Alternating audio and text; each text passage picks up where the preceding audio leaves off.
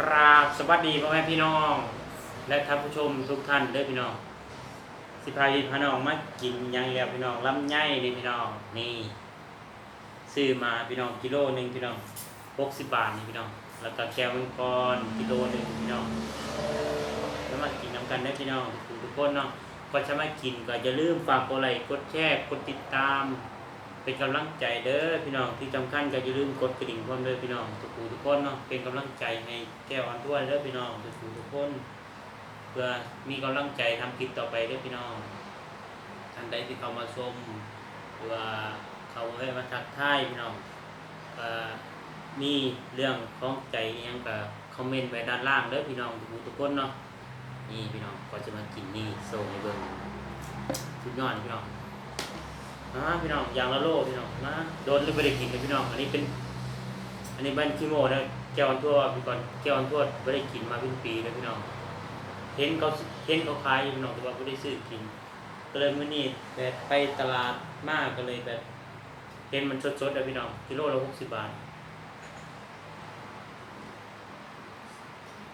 หวานพี่น้องนะชิมเลย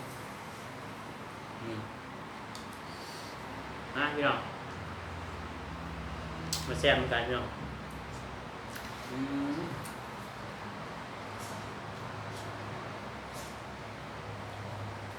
แซ่บไป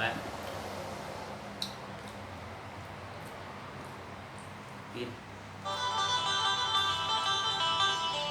พี่น้องกองฝ่ายมากินกันเด้อ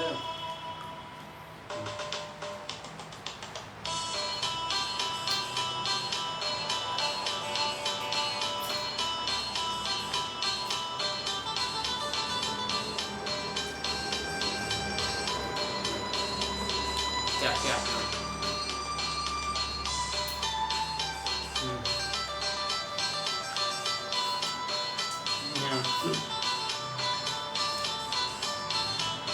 แซ่บไรพี่น้อง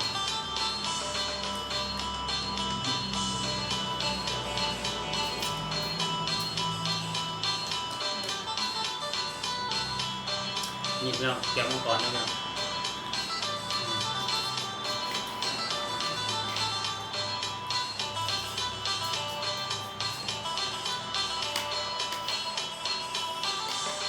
ลองมาชิมแกะมังกรคือหวานหรือว่าสีเปรี้ยวกันเนี่ยพี่น้องชิมกันเลยพี่น้องแง่หนึ่งดูใจกับปากตอนแรกอายุนี่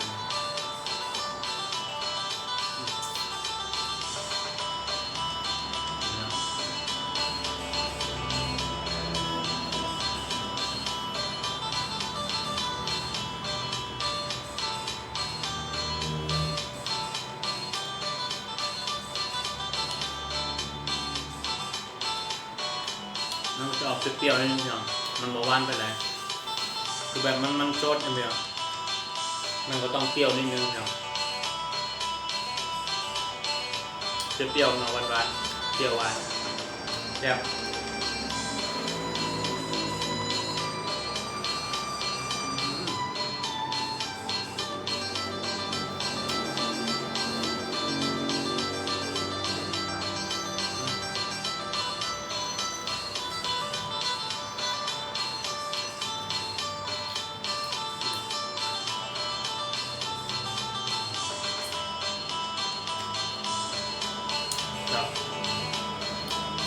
ไม่เอาพวกปันกินกันเด้อ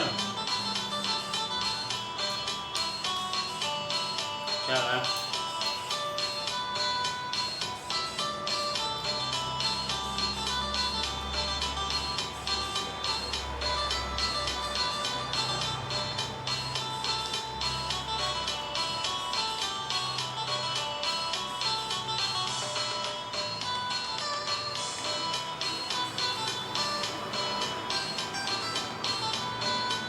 นกโป่อย่างเดียวเนาะบอกอะไร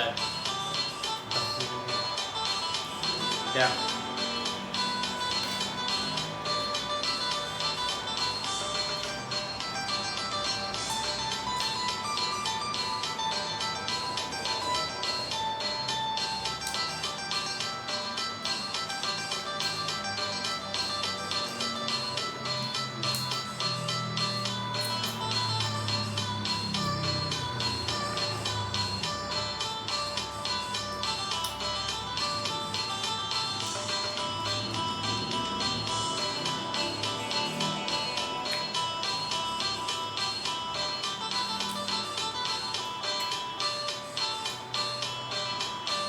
แซ่บแล้ว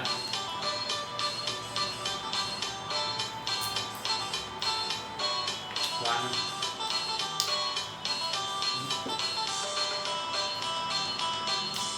แซ่บพี่น้องอยู่เมืองลาวครับช่วงนี้ครับกำลังคิดซุปเลยพี่น้อง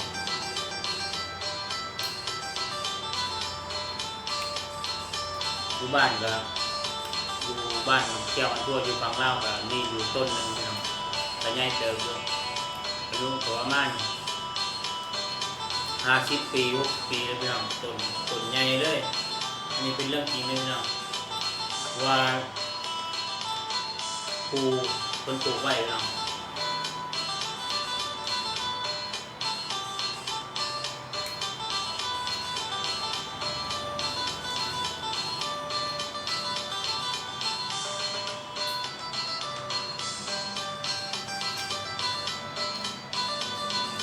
หวานครับหวานเลยหวานค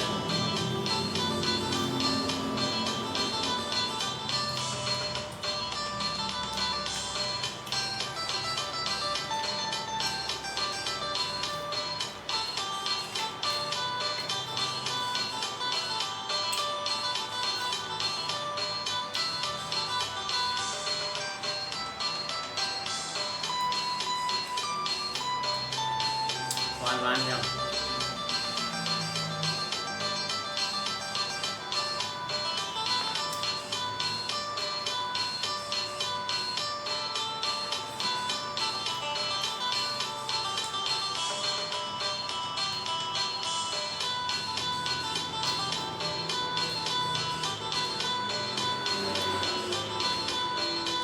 แซ่บเลย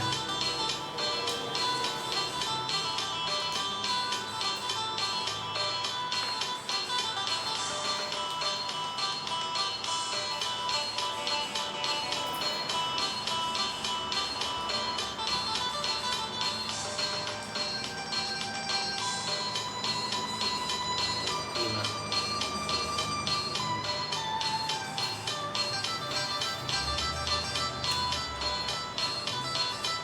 เปรี้ยว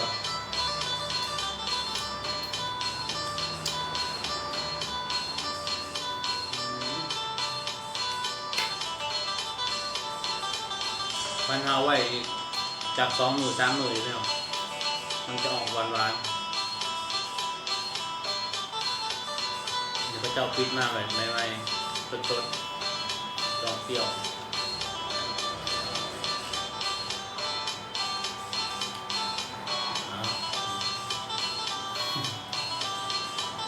เอาไปน้องปิดคลิปเพื่อนพี่น้องทุกคนนะจะให้กำลังใจเลยเขามาทักทายกันเด้อพี่น้องฝากขอบคุณทุกคนนะอย่าลืมฝากกดไลค์กดแชร์กดติดตามแก้ววันทั่วเด้อพี่น้อง